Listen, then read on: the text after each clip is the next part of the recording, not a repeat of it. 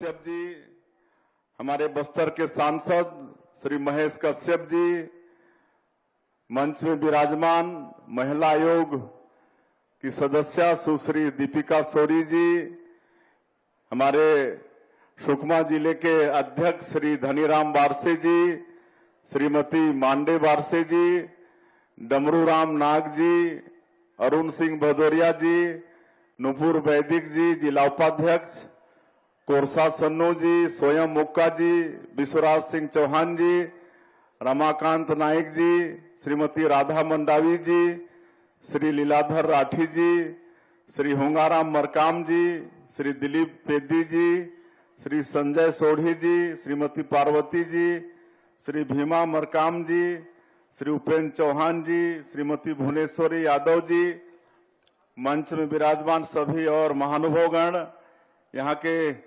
Commissioner, IG, collector, SP, सभी अधिकारीगण और आज के इस विशाल कार्यक्रम में सुकमा जिले से पधारे सभी सज्जनवृंद, मातृशक्ति माताएं बहनें, युवा साथियों, भाइयों और बहनों और मीडिया के साथीगण, आप सबका मैं सबसे पहले हृदय से स्वागत करता हूं, अभिनंदन करता हूं और आप लोगों को धन्यवाद हम देना चाहेंगे कि आज छेरछेरा पूनी है।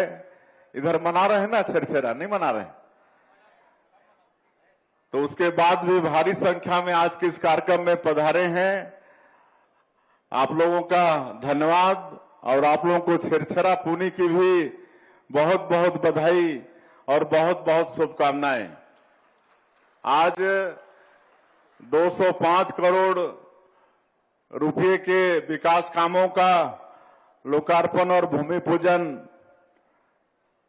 यहां पर संपन्न हुआ है और इसमें 39 करोड़ रुपया के 82 कामों का लोकार्पण हुआ है और 166 करोड़ रुपए के 55 कार्यों का भूमि पूजन किए हैं और इसमें मुख्य रूप से सुकमा नगर पालिका में 83 करोड़ रुपए की लागत से जल प्रदाय योजना का आज भूमि पूजन किया है। हमारे सुकमा के घर में इससे शुद्ध पानी पहुंचेगा और उसी तरह से 14 करोड़ रुपए के केरला पाल से पोंगा भेजी मार्ग निर्माण का भी आज हम लोग भूमि पूजन किए हैं।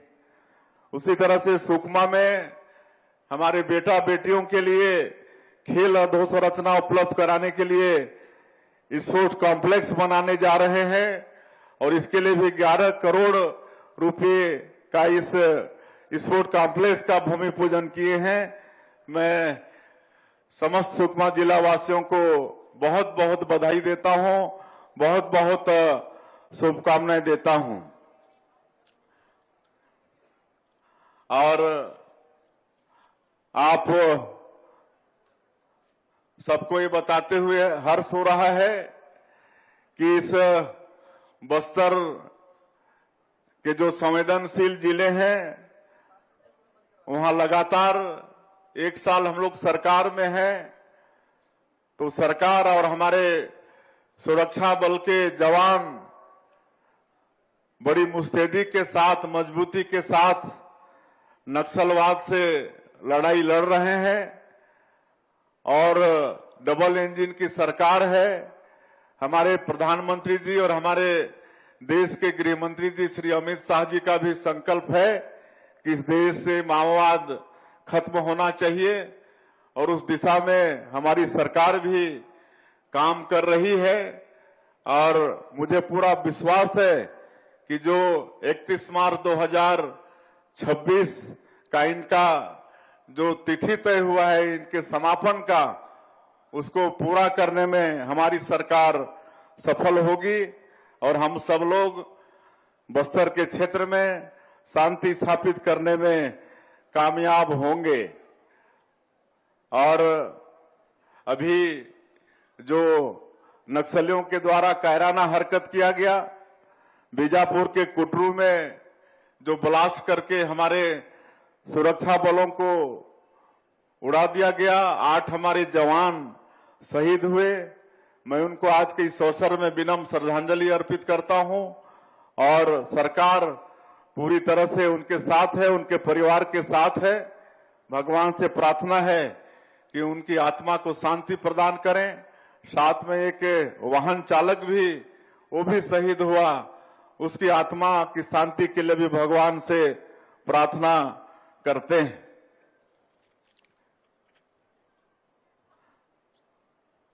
आज हम लोग लगातार इस क्षेत्र में सुरक्षा कैंप खोल रहे हैं और एक सुरक्षा कैंप, हम इसको सुविधा कैंप बोलते हैं। एक सुरक्षा कैंप खुला तो 5 किलोमीटर रेडियस में जितने भी गांव आते हैं वहां पर सरकार की योजनाओं को पहुंचाने का काम कर रहे हैं। और एक नियत नेलानार योजना भी हम लोग चलाए हैं। आप सबको मालूम है, नियत नेलानार का अर्थ है कि आपका अच्छा गांव, और इस योजना के माध्यम से गांव को हम लोग अच्छा बनाने में जुटे हुए हैं और सरकार की जितनी भी योजनाएं हैं वहां तक पहुंचाने का काम नियत नेलानार योजना के माध्यम से कर रही है। आप लोग देख रहे हैं कि आज 100 से भी ज्यादा गांव जहां पर सड़कें बन रही हैं, बिजली पहुंच रही है, वहां घरों में नल द्वारा पानी पहुंच रहा है, वहां के बंद पड़े स्कूल खोल रहे हैं, अस्पताल खोल रहे हैं, वहां राशन कार्ड बन रहा है, राशन वहां पर पहुंच रहा है। तो इस तरह से हमारी सरकार ऐसे क्षेत्र में सरकार की योजनाओं को पहुंचाने का काम कर रही है। मैं आप लोगों को बताना चाहूंगा कि आज जो पुवर्ती है वहां पर आज 78 साल के बाद दूरदर्शन वहां पर टीवी टावर खड़ा किए हैं और 78 साल के बाद वहां के लोग आज दूरदर्शन का आनंद ले पा रहे हैं। उसी तरह से एक गांव सालातोंग है, वहां भी 78 साल बाद पहली बार बिजली पहुंची है। ये सब नियत नेलानार योजना के माध्यम से हो पा रहा है और हम धन्यवाद देना चाहेंगे यहाँ के जिला प्रशासन को कि हुकुम मेल चलाई जा रही है ताकि इस क्षेत्र में, ऐसे क्षेत्र में लोगों को आने जाने में सुविधा हो, उप स्वास्थ्य केंद्रों तक पहुंचने में सुविधा हो और इसके लिए बसें चलाई जा रही हैं। ये जिला प्रशासन का एक अच्छा प्रयास है, इसके लिए हम धन्यवाद उनको देना चाहेंगे। और यहाँ का एक और नया नवाचार है जिला प्रशासन का, सक्षम कोचिंग चला रहे हैं जिसके माध्यम से अभी हमारे 2 बच्चे यहाँ पर जिनको हम लोग सम्मानित किए हैं, जिनका MBBS में चयन हुआ है। तो शिक्षा के क्षेत्र में भी ऐसा काम हो रहा है। आज सुकमा जिले में 52,220 माताओं को जो हमारी योजना है महतारी बंधन योजना, जो मोदी की गारंटी में भी है, ऐसे 52,220 माताओं को हर महीना 1,000 रुपया उनके खाते में हम लोग भेज रहे हैं। तो ऐसे सभी माता बहनों को भी हम आज के इस अवसर में बहुत बहुत बधाई देना चाहेंगे। आज 6,000 से अधिक हितग्राहियों को प्रधानमंत्री आवास का किस्त जारी कर चुके हैं।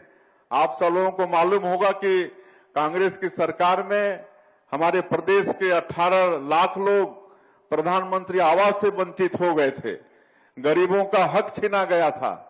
और चुनाव प्रचार के दौरान हमारे प्रधानमंत्री जी भी वादा किए थे ऐसे गरीब लोगों से कि हमारी सरकार आएगी तो मुख्यमंत्री का पहला काम होगा प्रधानमंत्री आवास स्वीकृत करने का। और हम लोग 13 दिसंबर 2023 को शपथ लिए और अगले ही दिन पहला कैबिनेट में ही 18 लाख प्रधानमंत्री आवास की स्वीकृति दे दिए। आज भारत सरकार की तरफ से भी 8,47,000 की स्वीकृति मिल गई और कई परिवार का मकान बनके तैयार है, उनको गृह प्रवेश भी करा रहे हैं। आज यहाँ भी कराए हैं। तो ऐसे परिवार को हम शुभकामनाएं देते हैं। अभी 2-4 दिन पहले ही हमारे देश के यशस्वी ग्रामीण और पंचायत मंत्री आए थे, ग्रामीण विकास और पंचायत मंत्री श्री शिवराज सिंह चौहान जी। उनका कार्यक्रम दुर्ग जिले में हुआ था। 3,88,000 फिर से प्रधानमंत्री आवास की स्वीकृति देकर गए और अगले वित्तीय वर्ष में फिर उतने ही मकान देने का आश्वासन दिए हैं। एक मैं महत्वपूर्ण बात बता रहा हूं आप लोगों को कि अब आवास प्लस 2024 इसका भी सर्वे काम शुरू हो गया है। अब 18 लाख मकान बनाने के बाद भी लोगों को मकान की आवश्यकता होगी।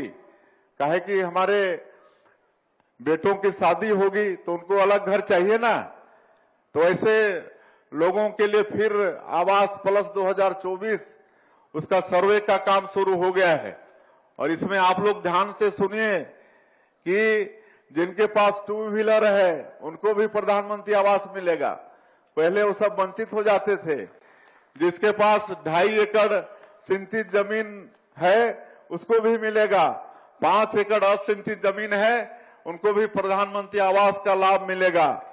और पहले 10,000 मासिक आय से ज्यादा आय वाले को नहीं मिलता था, लेकिन अब 15,000 मासिक आय जिनका है उनको भी प्रधानमंत्री आवास मिलेगा और इसका सर्वे चालू हो गया है। लेकिन इसमें एक और सुविधा भारत सरकार की तरफ से हुआ है कि आप स्वयं भी अपना सर्वे कर सकते हैं। उसके लिए एक ऐप डेवलप हुआ है। उस ऐप को आप लोग डाउनलोड करेंगे, आधार कार्ड होना चाहिए और आधार कार्ड उसको लॉगिन करेंगे आप तो एक फार्म आएगा, उसमें आप फार्म भरेंगे तो खुद आपको कहीं दफ्तर जाना नहीं पड़ेगा, न किसी अधिकारी का इंतजार करना नहीं पड़ेगा। स्वयं आप अपने घर बैठे भी अपना पंजीयन करा पाएंगे, ये सुविधा है। और जो महतारी बंधन की बात हम बता चुके हैं, किसानों का वादा भी पूरा किए हैं। इस साल अच्छी बारिश हुई है तो इस साल हमको लगता है कि जो पिछले साल 1,45,000 मीट्रिक टन धान खरीदे थे वो रिकॉर्ड भी इस साल टूटेगा। और हम आश्वस्त कर रहे हैं आप लोगों की जैसे ही खरीदी पूरी हो जाएगी सरकार के पास पूरा हिसाब किताब आ जाएगा। उसके 1 सप्ताह के अंदर जो अंतर की राशि होगी, इस साल 27 लाख किसानों का पंजीयन हुआ है। 27 लाख किसानों के खाते में अंतर की राशि एक मुश्त भेजने का काम हमारी सरकार करेगी, ये आप लोगों को हम बता रहे हैं। और आज तेंदुपत्ता का कीमत भी बढ़ा दिए हैं, 4,000 से 5,500 प्रति मानक बोरा। और बोनस वितरण का भी काम चालू हो गया है। यहाँ आज बोनस भी वितरण किए हैं, वनाधिकार पट्टा भी दिए हैं। और मैं उनको अवगत कराना चाहूंगा कि जिनके पास वन भूमि का पट्टा है, सरकार ने निर्णय लिया है कि जैसे और पट्टा होता है, सामान्य पट्टा होता है, उसमें फौती काटने का भी नियम है। ये पहले वन भूमि के पट्टा में नहीं था, लेकिन अब वो भी सरकार नियम बना दिया है कि अब जिसके नाम से पट्टा है वन भूमि का, उसकी अगर मृत्यु हो जाएगी तो उसके उत्तराधिकारियों के नाम से वो पट्टा हो जाएगा। तो फौती काटने का भी प्रावधान हम लोग वनाधिकार पट्टा में कर दिए हैं। तो इस तरह से सारा विकास का काम हमारी सरकार कर रही है। अभी आप सब लोगों ने देखा कि बस्तर ओलंपिक का आयोजन हम लोगों ने किया था, जिसमें 1,65,000 युवा लोगों ने पंजीयन कराया था। 18 साल से लेकर 35 साल के युवाओं ने, और उसमें से आज एक पायल यहाँ पर उसको पुरस्कृत किए हैं, सम्मान किए हैं। उसका नाम आदरणीय प्रधानमंत्री जी ने अपने मन की बात में कही थी। और बस्तर ओलंपिक का जिक्र उन्होंने पिछले मन की बात में की थी। ये छत्तीसगढ़ के लिए बहुत सौभाग्य का विषय है। और हम लोग का जो बस्तर ओलंपिक का आयोजन था, इसकी सराहना हमारे प्रधानमंत्री जी ने किया है। और इतने लोग जब इस खेल से जुड़े, बस्तर ओलंपिक से जुड़े, इस बात का प्रमाण है कि ऐसे क्षेत्र के लोग भी विकास के मुख्य धारा से जुड़ना चाहते हैं, नक्सलवाद से वो मुक्ति चाहते हैं। और हम आश्वस्त करते हैं कि निश्चित रूप से इस क्षेत्र में हम लोग शांति कायम करने में सफल होंगे।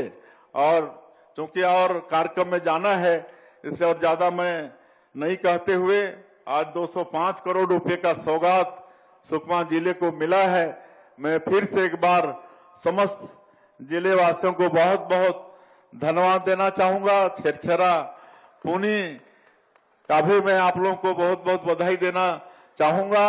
और आप लोगों से यही आह्वान है कि आप लोगों का आशीर्वाद, आप लोगों का मार्गदर्शन हम लोगों को और हमारी सरकार को मिले। हम लोग इस छत्तीसगढ़ को एक विकासशील विकसित छत्तीसगढ़ के रूप में खड़ा करेंगे। और आज जितने भी भ्रष्टाचारी हैं इस प्रदेश के, उसमें आपके इस क्षेत्र का भी एक प्रतिनिधि है कि नहीं? शराब घोटाला 2000 करोड़ का, उसमें आपके यहाँ के बड़े नेता जो पहले के थे उसका भी नंबर लग गया है।